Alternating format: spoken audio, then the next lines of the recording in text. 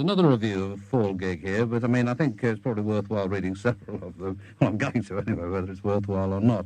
And this one's from Nik Cockshott, who writes from Bedford, St Andrews Road, in fact. He says, the fall, 22nd of March, at Kilburn National Ballroom. Hold on a second. This is quite a long one, so I may need a drink in the course of this. This is very unprofessional, but who wants to be professional? After all, not me, for one. Delicious, lots of ease. That's what I like in my drinks. Taken weeks off my life. What's Melissa gone to do? Oh, what do you do? Oh, never mind. The fall, 22nd of March at Kilburn National Ballroom. The evening got off to a flying start and my friend failed to turn up, and once again I had to go alone.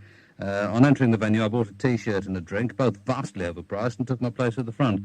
Expecting to be lonely and bored for the next few hours before the fall came on, I was glad to meet a guy called John from New York City who couldn't stop talking all evening. This took my mind off the painful support act, the Wild Flowers, who were full of every rock cliché I could think of. So bad were they that my American friend threw his pint over the lead singer as they left the stage. This is criticism for you, the fine art of the critic. Unfortunately, he missed. Just before the fall came on, a wooden altar was carried to the front of the stage. This was shortly followed by the band, and then the hip priest himself took up his position as if to conduct a sermon. The set comprised... Did he do this at the gigs that you saw, yeah?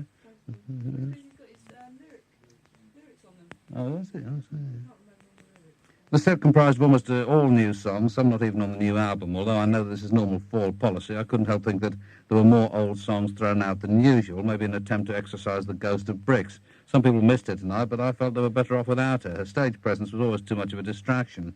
Marcia's dress sense hasn't improved, and Craig Scanlon has put on weight, while Mark Silver's shirt from the 1987 tour makes a welcome return. We were just discussing this, actually, during a logger. He does have some indescribably awful shirts. I saw one in Holland, which was that kind of golden brown that, well, you probably don't remember, but it was used for kind of sofa material in the early 1950s, and it really is breathtaking in its ugliness. And when he came on, actually, I was shrieking with laughter to the astonishment of the Dutch people gathered around me. He obviously didn't feel that the fall should be greeted with laughter.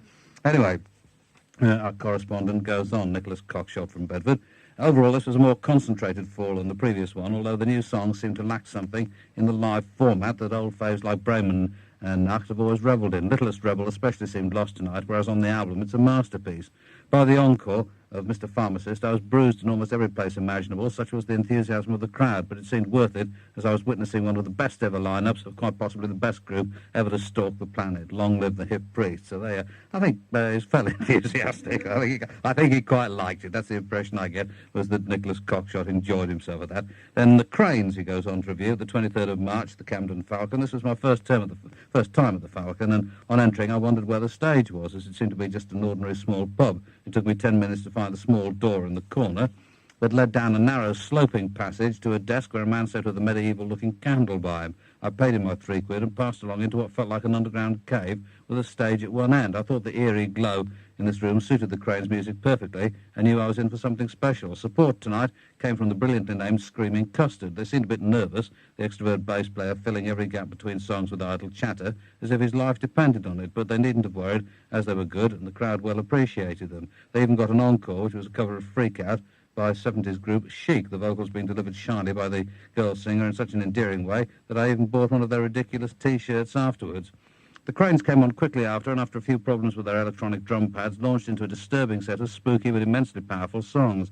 I've never stood quite so close to such enormous force as the Cranes. Alison Shaw's wispy, whispered vocals sent shivers down my spine, and the maelstrom of guitar noise churned my stomach. Songs like Focus, Breathe, and Fuse are almost frightening when witnessed live. The final climax of Starblood, with the guitar being literally savaged to death by a spanner, left my heart... I thought it was a Spaniard for a minute. I thought, why did they get a Spaniard at that time of night? Left my heart beating hard and fast in the back of my throat. That must have been a bit worrying. I should consult a doctor if that happens too often, Nicholas. After the gig, many people went up to the band to congratulate them, but I was so moved, as if in deep shock, that I could hardly speak. I left, and it took me days to fully recover. The band are important, and the sooner you get them in for another Peel session, in fact, they're already booked, Nicholas, you'll be pleased to hear, the better. That's all for this week, but I'll have a review of another band who desperately need a Peel session, the Keatons, in the near future. Thank you and goodbye. And all Anglia TV presenters should be put down, don't you agree?